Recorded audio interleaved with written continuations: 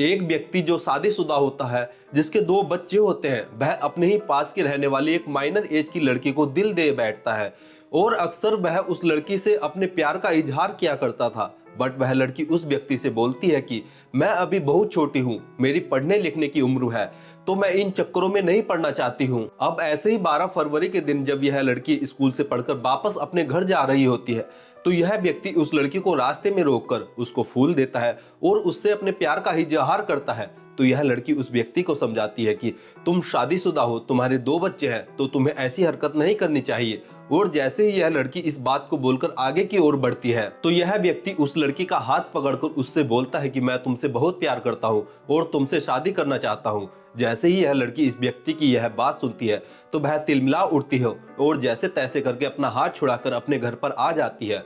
लेकिन इस घटनाक्रम के अगले ही दिन इस व्यक्ति का कुछ अता पता नहीं चलता है। इस व्यक्ति को आसमान निगल जाता है या जमीन खा जाती है, इसका कुछ पता ही नहीं होता है। नमस्कार दोस्तों, मेरा नाम पुष्पेंद्र कुमार सैनी और आशा करता हूं कि आप सभी स्वस्थ होंगे, मस्त होंगे। आज की यह सच्ची घटना तेलंगाना के हैदराबाद की है। हैदराबाद में ही नाराखेड़ पुलिस स्टेशन पड़ता है और इसी नाराखेड़ पुलिस स्टेशन में जो है 15 फरवरी की शाम के लगभग 5 बजे के करीब एक महिला अपने 2 बच्चों के साथ पहुंचती है और कोतवाल साहब को बताती है कि मेरे पति का नाम दशरथ है, उनकी उम्र 35 साल है और 13 फरवरी को जो है वह सुबह सुबह अपने घर से काम पर जाने के लिए निकले थे, लेकिन शाम को वह काम से वापस घर लौटकर नहीं आए हैं। उनका फोन नंबर भी स्विच ऑफ आ रहा है और जो भी हमारे मिलने वाले थे, जो भी रिश्तेदार थे और जो भी उनके दोस्त थे, उन सभी से हमने पूछ लिया है, लेकिन दशरथ का किसी को भी नहीं पता है। आगे महिला रोते हुए बताती है कि मुझे मेरे पति के साथ अनहोनी होने की आशंका है, वरना मेरे पति दशरथ अपने बच्चों को छोड़कर यूं ही कभी गायब नहीं हुए हैं। पुलिस जैसे ही इस महिला की यह बात सुनती है,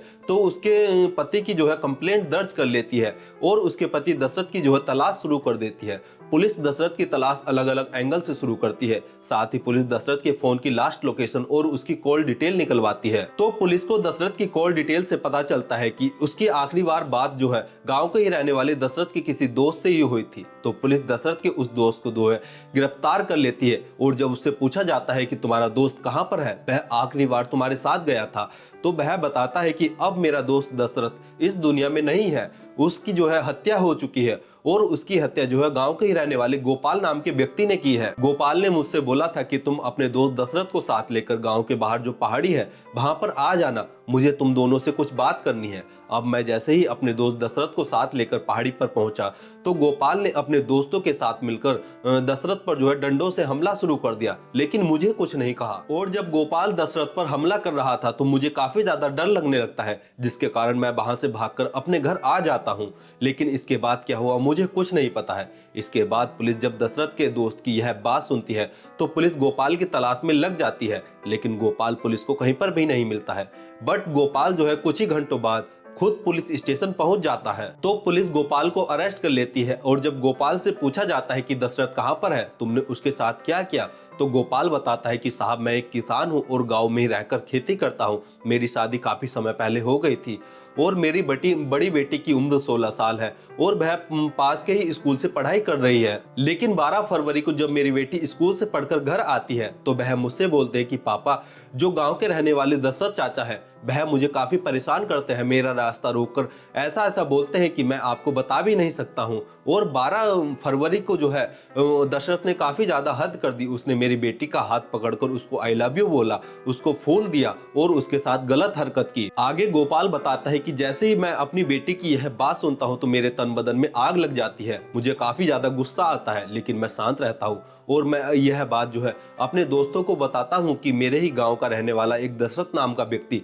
मेरी बेटी को ऐसे ऐसे परेशान कर रहा है, जबकि वह शादीशुदा है और 2 बेटियों का बाप भी है। उसके बाद भी वह मेरी बेटी को परेशान कर रहा है। तो मैं अपने दोस्तों के साथ मिलकर एक प्लान बनाता हूं और दशरथ के ही किसी दोस्त से दशरथ को फोन करवाकर यह बोलता हूं कि गांव के बाहर जो पहाड़ी है वहां पर मुझसे मिलो, मुझे तुमसे कुछ काम है। और जब दशरथ अपने दोस्त के साथ उस पहाड़ी पर पहुंचता है, तो गोपाल अपने दोस्तों के साथ मिलकर दशरथ के ऊपर डंडों से हमला कर देता है और तब तक हम दशरथ को डंडे से मारते हैं जब तक वह मर नहीं जाता है। और जब दशरथ मर जाता है तो हम उसकी डेड बॉडी पर पेट्रोल छिड़क कर आग लगा देते हैं और तब तक दशरथ की डेड बॉडी को जलाते हैं जब तक उसकी हड्डी नहीं बचती है, और जो हड्डी बचती है उसको तोड़ फोड़ कर हम पहाड़ी से नीचे गिर देते हैं ताकि उसको जानवर खा जाए, और उसके बाद हम घर आ जाते हैं। गोपाल की पूरी कहानी सुनने के बाद पुलिस वाले गोपाल से बोलते हैं कि अगर दशरथ तुम्हारी बेटी को परेशान कर रहा था तो तुम्हें दशरथ को समझाना चाहिए था और पुलिस का सहारा लेना चाहिए था, ना कि उसको मौत के घाट उतारना चाहिए था।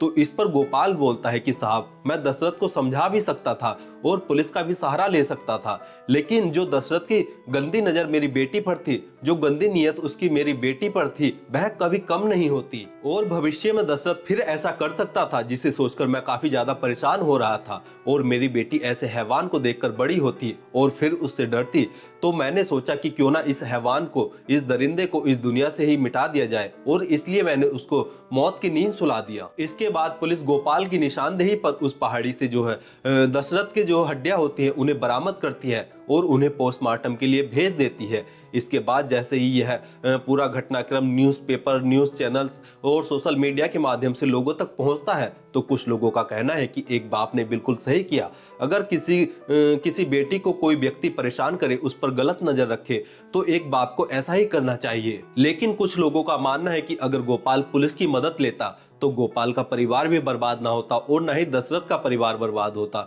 बस दशरथ को कुछ सजा होती और वह उस सजा को पाने के बाद शायद सुधर सकता था और बाकी का जीवन वह अपने परिवार के साथ हंसी खुशी व्यतीत कर सकता था। लेकिन गोपाल के गुस्से ने उसका परिवार तो बर्बाद ही किया, साथ ही दशरथ का परिवार भी बर्बाद कर दिया। तो दोस्तों, आपको कितना भी गुस्सा क्यों ना आए, ऐसी सिचुएशन में आपको पुलिस की मदद लेनी चाहिए, जिससे कि आपका परिवार बर्बाद होने से बच जाए और आप मुजरिम ना बन सके। और दोस्तों, आपकी इस पूरे घटनाक्रम पर क्या राय है, कमेंट बॉक्स में जरूर बताएं। दोस्तों, इस पूरे घटनाक्रम को सुनाने का उद्देश्य किसी को भावनाओं को ठेस पहुंचाना या दुख पहुंचाना नहीं है, बल्कि जागरूक करना है, सचेत करना है। धन्यवाद।